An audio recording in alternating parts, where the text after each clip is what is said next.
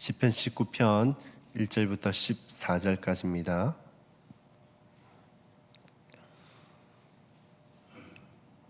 한 목소리로 함께 봉독하도록 하시겠습니다. 하늘이 하나님의 영광을 선포하고 궁창이 그의 손으로 하신 일을 나타내는도다. 날은 나에게 말하고 밤은 밤에게 지식을 전하니 언어도 없고 말씀도 없으며 들리는 소리도 없으나 그의 소리가 온 땅에 통하고 그의 말씀이 세상 끝까지 이르도다. 하나님이 해를 위하여 하늘의 장막을 베푸셨도다. 해는 그의 신방에서 나오는 신랑과 같고 그의 길을 달리는 기뻐하는 장사 같아서 하늘이 끝에서 나와서 하늘 저 끝까지 운행하며 그의 열계에서 피할 자가 없도다. 여호와의 율법은 완전하여 영혼을 소성시키며 여호와의 증거는 확실하여 우둔한 자를 지혜롭게 하며 여호와의 교훈은 정직하여 마음을 기쁘게 하고 여호와의 계명은 순결하여 눈을 밝게 하시도다. 여호와를 경외하는 도는 정결하여 영혼까지 이르고 여호와의 법도 진실하여 다 의로우니 금 곧 많은 순금보다 더 사모할 것이며 꿀과 송이꿀보다 더 달도다. 또 주의 종이 이것으로 경고를 받고 이것을 지킴으로 상이 크니이다. 자기 허물을 능히 깨달을 자 누구리요. 나를 숨은 허물에서 벗어나게 하소서.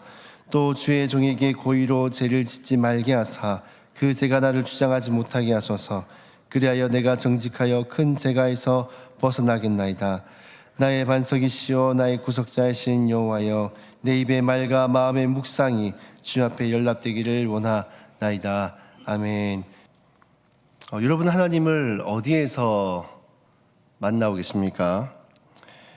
고대 사람들은 신은 저기 높은 하늘에 있다라고 생각을 했습니다. 그래서 하늘과 가까운 그 높은 산에 올라가면은 신을 만날 수 있지 않을까라고 생각을 했고요. 또 요즘 같아서는 어떤 사람들은 특별한 어떤 기도원이나 또 영적 체험을 할 수 있는 곳에 가야지만 하나님의 음성을 듣고 또 하나님을 만날 수 있는 것이 아닌가라고 생각을 하기도 합니다. 그러나 오늘 시편의 기자인 다윗은 조금 다른 이야기를 우리에게 하고 있습니다. 하나님은 멀리 이렇게 숨어 계신 분이 아니라 이미 우리 주변의 곳곳에서 자신을 나타내고 계시다라는 것을 말씀하고 있습니다. 많은 사람들은 하나님이 침묵하고 계시다라고 생각합니다. 또 멀리 계시다라고 착각을 합니다. 그러나 시편 19편은 하나님이 침묵하시는 분이 아니라 지금도 끊임없이 말씀하고 계신 분이다라고 말씀합니다. 그렇다면 하나님은 어떻게 우리에게 말씀을 하고 계시는 걸까요? 첫 번째로는 이 창조 세계를 통해서 우리에게 말씀을 하고 계십니다. 1절 말씀해 보시면 이렇게 말씀을 합니다. 하늘이 하나님의 영광을 선포하고 궁창이 그의 손으로 하신 일을 나타내신 도다. 다윗은 하늘을 바라봅니다. 푸른 하늘을 보고 또 밤하늘의 별을 보고 또 떠오르는 태양을 보며 하나님의 영광을 보았다라고 고백하고 있습니다. 또 여기서 선포한다라는 표현이 있는데, 이건 선포하다는 말은 단순히 보여주다라는 뜻을 갖고 있는 것이 아니라 마치 법정에서 증인이 사실을 증언하듯이 창조 세계가 하나님이 계시다라는 사실을 끊임없이 증언하고 있다는 것입니다. 하늘은 어찌 보면 우리처럼 입이 있어서 말을 하고 있는 것은 아닙니다. 그럼에도 불구하고 쉼없이 끊임없이 큰 소리로 하나님을 증거하고 있습니다.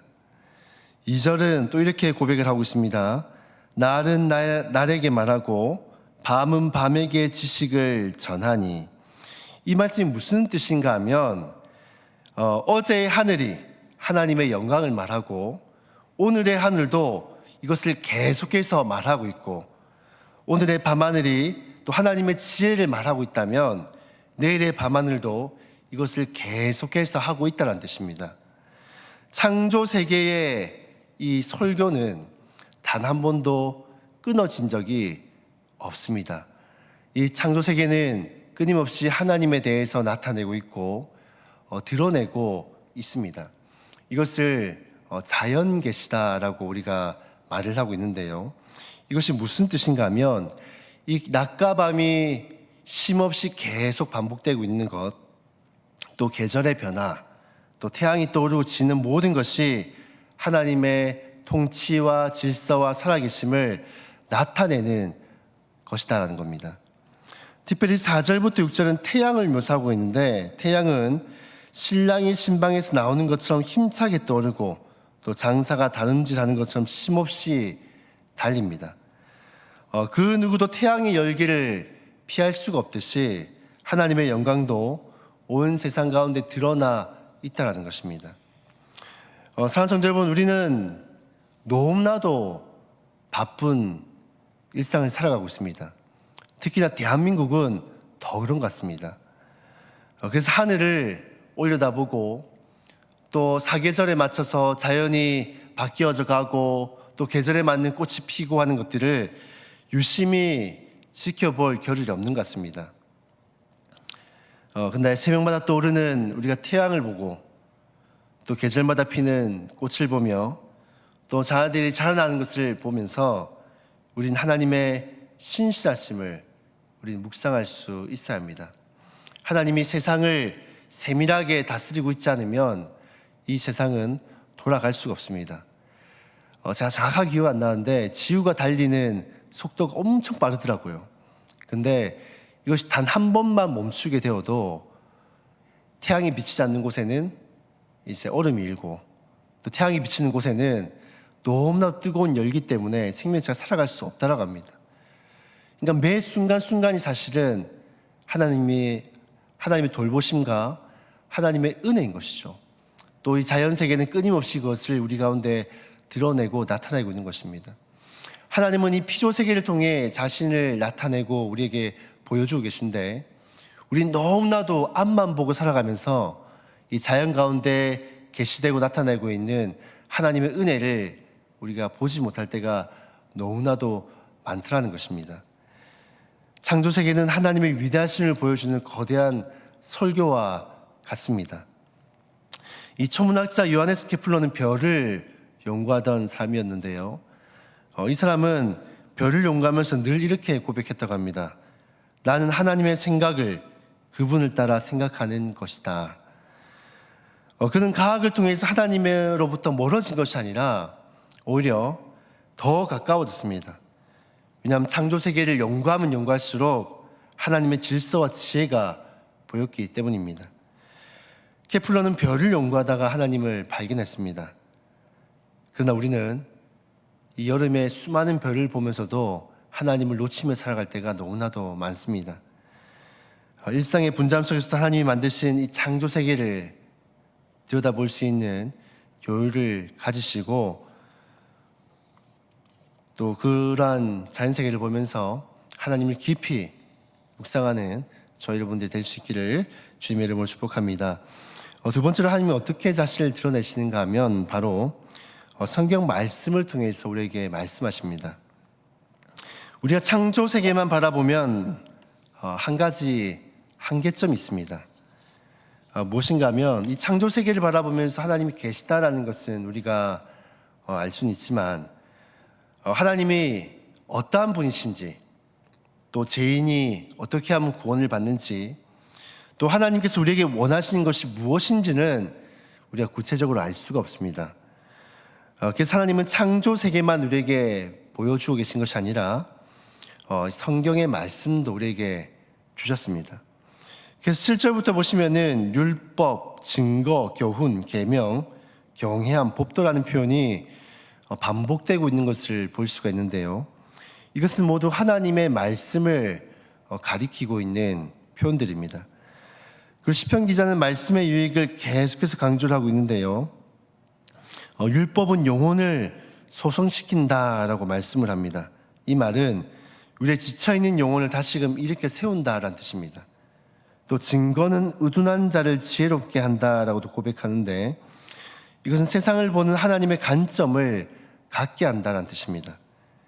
또 교훈은 마음을 기쁘게 한다라고 되어 있는데, 이 상황 때문이 아니라 하나님 때문에 우리가 기뻐하는 마음을 가지게 된다는 것입니다.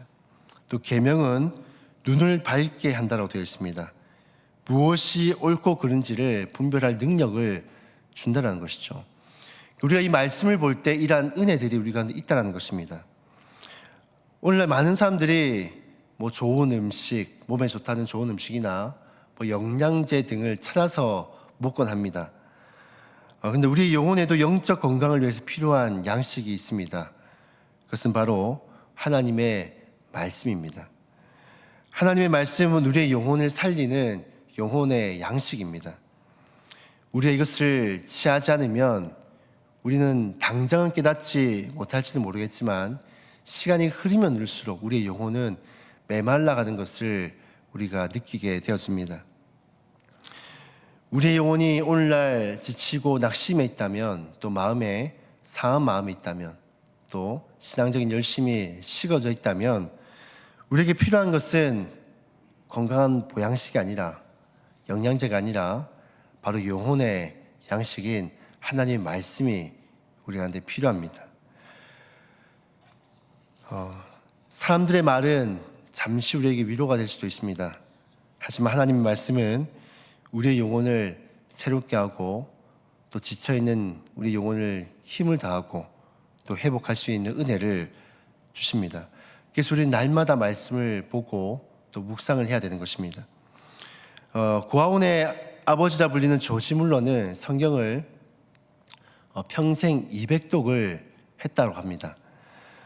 그러면서 그는 이렇게 고백을 했는데, 내가 가장 먼저 할 일은 성경을 통해 내 영혼을 행복하게 만드는 일이다 라고 고백을 했습니다. 그는 고아원을 통해서 수많은 사람들을 살리는 일을 했지만은 그럼에도 불구하고 그가 가장 먼저 돌봤던 것은 수많은 고아들보다도 자신의 영혼을 제일 먼저 돌봤다는 것입니다. 우리도 오늘 말씀을 통해서 하나님을 날마다 묵상하고 또 하나님 음성을 듣고 또 회복하고 또 힘을 얻고 살아가는 저와 여러분들이 다 될 수 있기를 주님의 이름으로 축복합니다. 자, 이제 다윗은 이 창조 세계를 보았고 또 하나님의 말씀을 통해 하나님을 묵상했습니다. 그런데 그것으로 끝이 나지 않습니다. 12절을 보시면은 말씀의 빛이 비추어지자 자신의 죄를 보게 되어집니다. 12절을 보시면 자기의 허물을 능히 깨달을 자가 누구리요? 이 말씀은 우리의 영혼의 양식일 뿐만 아니라 또 하나님 말씀하시는 수단이 될 뿐만 아니라 우리 자신을 비추어주는 거울이 되기도 합니다. 그래서 다윗은 이렇게 기도를 합니다. 나의 숨은 허물에서 벗어나게 하소서. 그리고 마지막 14절에서 이렇게 고백합니다. 나의 반석이시요 나의 구속자이신 여호와여, 내 입의 말과 마음의 묵상이 주님 앞에 연락되기를 원하나이다. 산성들은 말씀의 목적은 우리가 지식을 얻기 위한 것이 아닙니다. 순종하는 삶을 살아가기 위함입니다. 입술의 말이 거룩하여지고 또 마음의 생각이 거룩하여지고 삶의 행동이 거룩해지는 것이 바로 말씀의 열매입니다. 저와 여러분들이 말씀을 통해서 이 순종과 거룩의 그런 열매들을 다 맺어 나갈 수 있기를 주님의 이름으로 축복합니다. 말씀을 정리하도록 하겠습니다. 하나님은 결코 침묵하시는 분이 아닙니다. 창조 세계를 통해서 끊임없이 자신을 나타내고 또 계시하고 계시며 또 성경 말씀을 통해서 우리에게 말씀하고 있습니다. 그리고 그 말씀을 들은 우리가 순종함으로 또 거룩하여짐으로 우리가 하나님 앞에 응답하기를 원하고 있습니다. 이번 한 주간 하늘을 바라보면서 하나님을 묵상하고 또 말씀을 읽으면서 또 하나님을 더 깊이 알아가고 또 말씀대로 살아가며 하나님께 응답을 하는 저와 여러분들이 다 될 수 있기를 주님의 이름으로 축복합니다. 말씀을 기억하시면서 함께 우리가 기도하시고 주어진 기도 제목들 함께 기도하기를 원합니다. 창조 세계와 말씀을 통해서 순종과 거룩의 열매를 맺는 성도가 되게 해달라고 함께 기도하시고 자유롭게 기도하고 돌아가도록 하시겠습니다. 기도하시겠습니다.